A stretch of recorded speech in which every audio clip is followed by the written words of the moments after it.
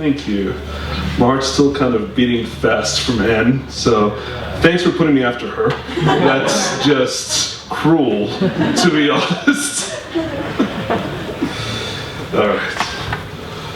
So let me start with this. The sound of silence is not the same as the sound of peace. So break the silence and speak. Speak the words that plague your mind and cannot be left unspoken. Speak the fire taking over your core. Breathe it out like a beast with nothing held back, and don't let the silence burn you. Spread your dragon wings, take their armies down, and break the safe walls of their Jericho. Make their dungeons no more. Speak for their prisoners left unspoken for. Liberate them from the bonds of their silence. Their ears crave truth but can't get enough of it. Like a drug addict with no money, they scrape the city looking for a scrap of it. And the dealers laugh all the way to the bank, their pockets filled with our silences, our ears filled with their generic brands of false truth. So speak and be the drug those ears crave.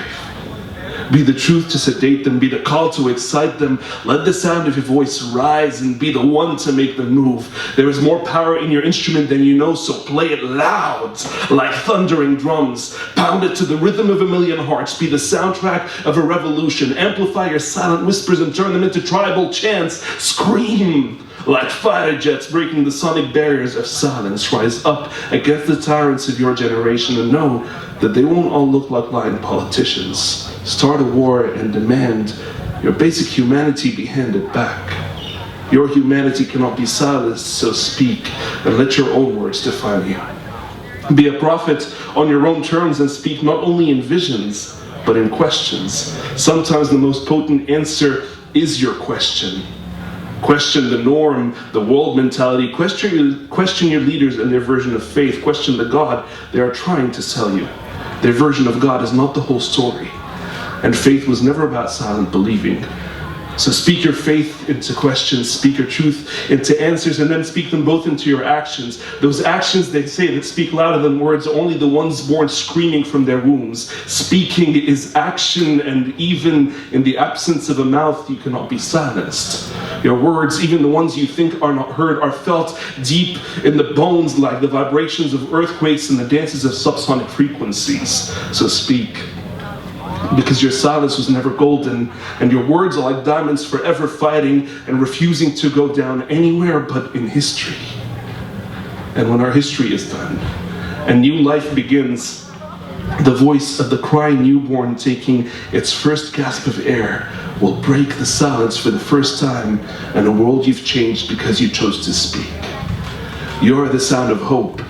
You are the voice of a revolution, so speak.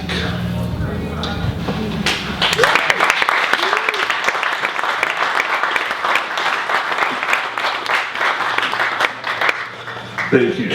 Now, this poem, didactic as it may sound, isn't actually just talking to everyone else. I'm not telling everyone else to do these things. I'm telling myself more than anyone else.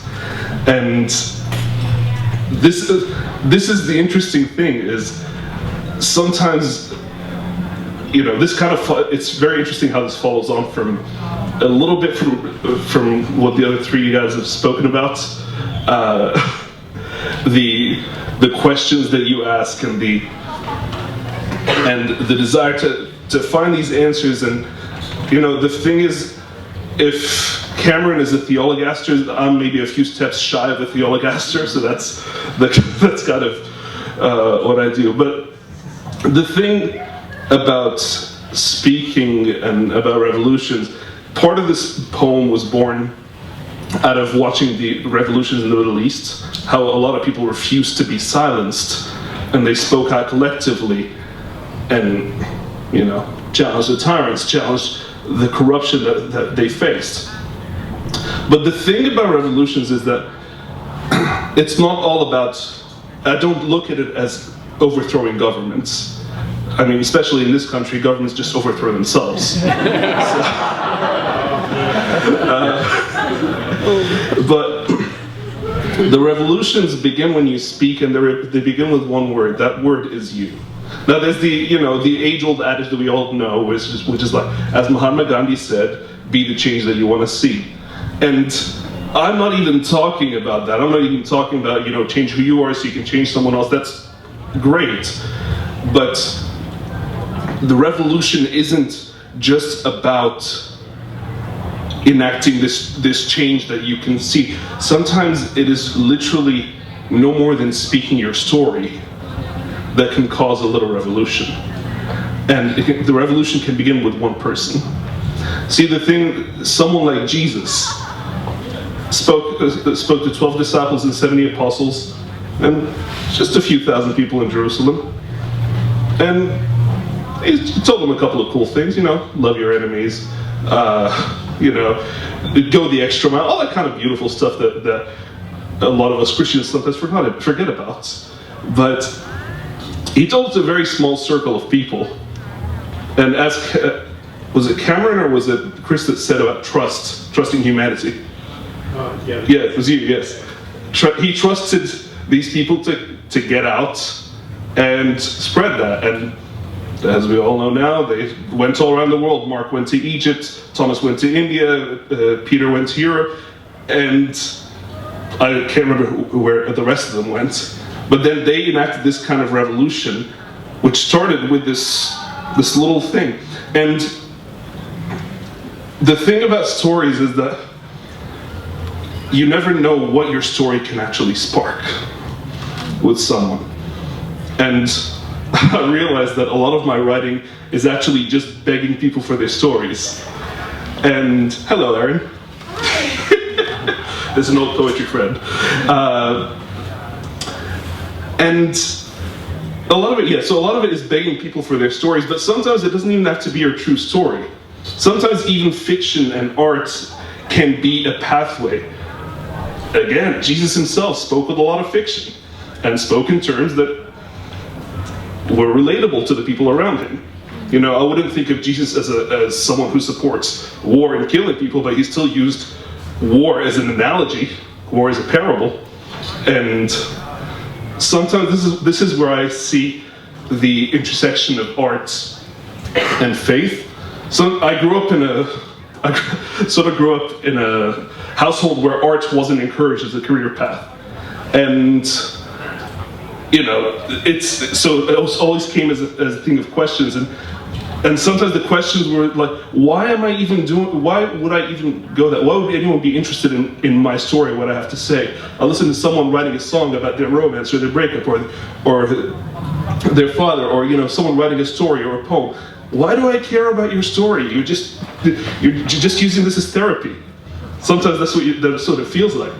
But the problem, the thing that you don't realize is when someone relates to your story, you don't know what kind of change that can enact and how that can become part of what they do, part of the fabric of their belief. My fabric of my beliefs has changed because of one or two people a few years ago, and a lot of these thoughts are things that I still act upon today, including Cameron, by the way. And yeah, so like even fictional stories and fictional art isn't a thing. Like that in itself can cause a revolution. Part of what I do musically is I write music for media, so like for film and TV and video games, and that's what I'm pursuing. And if you ask a lot of film composers, ones that are established, ones whose work you've all heard, you ask them, you know, what inspired you to become a film composer? Pretty much at least half of them will say, when I was 6 years old, I watched Star Wars for the first time. And that's basically what set them on the path for the rest of their lives. And people still, I think, there'll be another generation of film composers after Star Wars: The Force Awakens. So, you know, you had John Williams who wrote the music, and George Lucas who created one golden nugget. And that set a lot of people on extremely different paths in their lives. So something like fictional Star Wars caused a revolution of its own. And I suppose it's up to you if you don't know where that revolution is going to lead. And in speaking of fiction, you have someone like C.S. Lewis who wrapped up a whole bunch of beautiful beliefs in his beautiful fiction that, you know, a lot of people who are Christians or non-Christians like, and can relate to in some way. So even Brooke Fraser is like one of my favorite artists. And I know some people will go like, oh, she's a Christian artist? I didn't know that. I just really can relate to her music. There you go. And it's really interesting when I see that you never really know where the influence of your art and the influence of your story can reach. And sometimes, as I said, one of the focuses of my writing is begging people for their stories. So I find that the problem with being medically trained for emergencies is that no one teaches you how to Heimlich the words stuck in someone's throat. You sit there helpless watching them choke on syllables that no longer taste pleasant. They lose their flavor as they linger and become despicable enough to want to spit out, but that gets harder when we've been trained to swallow these words in along with our emotions time and time again. We say things like, it's not the right time to talk about this. Can we park this conversation? I'm afraid of how you'll take it. It's my issue and not your burden. And I ask you to please burden me. Burden me with your sweet yoke. Believe me when I say I would rather help you carry these words than watch you suffer under their girth. Exhale them so you can breathe easy again. I would sooner read an epic chronicling your misfortunes than sit idly by while you get lost in its pages. Take hold of your quill and tell me all of your story. Let each mark of the ink indelibly fall where it may, and trust that it has no place to fall but where it should. Your story will unfold the only way it was meant to. Thank you.